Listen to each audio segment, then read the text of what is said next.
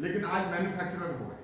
आने वाले टाइम में जो इसके अंदर इसका ब्रेन है मोबाइल का, इसकी चिप है, तो वो भी जो है वो इंडिया में भी डेवलप होगी और यहीं से रिसर्च होगी। और जिस हिसाब से बात जो एप्पल वगैरह के इस तरह का है, तो इसी तरह की रिसर्च जो है हमारे यहाँ पर रिसर्च हो और उस रिसर्च को आगे बढ़ करके ये भी जो हमारे देश में आगे होगी तो ये पैसा यहाँ रहेगा और यहाँ पर मेड इन इंडिया वाली बात होगी।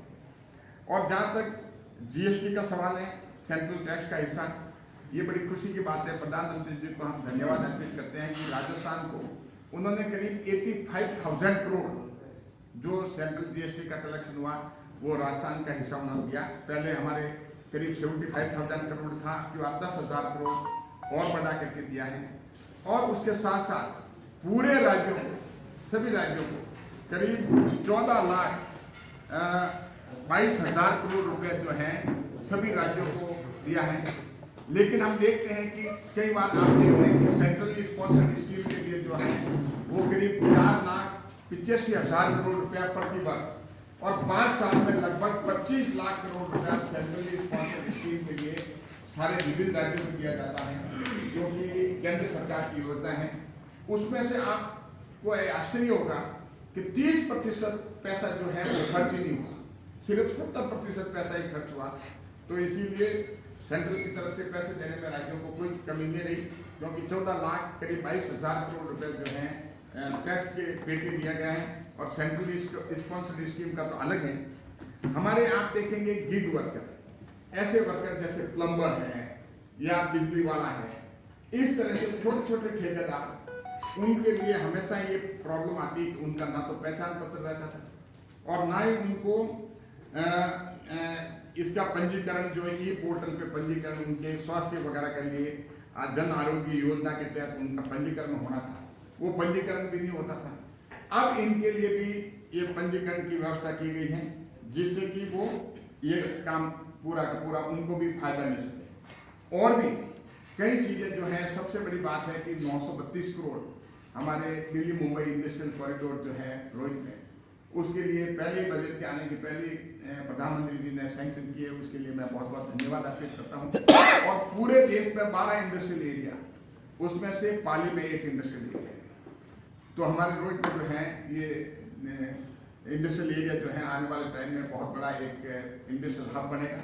पाली का विकास होगा, पाली के आसपास के क्षेत्र का विकास होगा और एक औद्योगिक जिस हिसाब से कपड़ा इंडस्ट्री का हो रहा है उससे भी ज़्यादा जो है वो तो बहुत बड़ा हब होगा।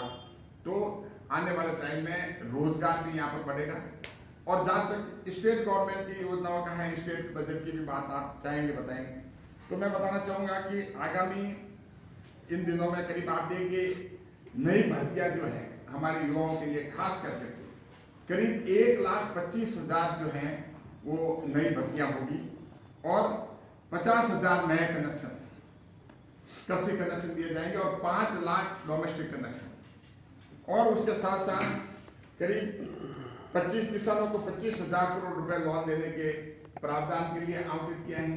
और गोपाल क्रेडिट कार्ड के लिए करीब 25 परिवारों को ब्याज मुक्त लोन मिलेगा। और पहले जो निःशुल्क जो था बिजली के यूनिट वो 100 थी, अब बढ़ा करके 150 कर दिया है। और सामुदायिक सोलर प्लांट लगाने का भी प्रावधान किया गया है।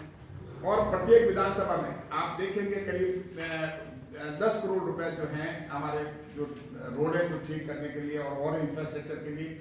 और जहाँ पर डेजर्ट एरिया है वहाँ पर 15 करोड़ किए हैं। ट्यूबवेल जो 1000 ट्यूबवेल और करीब 1500 हैंडपम्प का भी प्रावधान किया गया है। आंगनबाड़ी में भी करीब 200 करोड़ रुपए खर्च किए जाएंगे।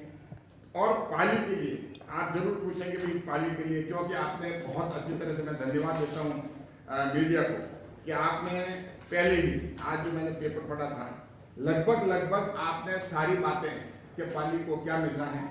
तो मैं ये मेरे पास में खूब ऐसे आइटम हैं, करीब 20 ऐसे विषय हैं जो पाली को मिले हैं, उसमें काफ़ी आपने कवर कर दिए हैं। और कुछ में जो है मैं आपको ये पेपर दे दूंगा जिसमें हमने निकाले हैं कि पाली लोकसभा क्षेत्र को करीब 30 विविध योजनाओं में फायदा मिलेगा, करोड़ों रुपए का फायदा। बहुत बहुत धन्यवाद।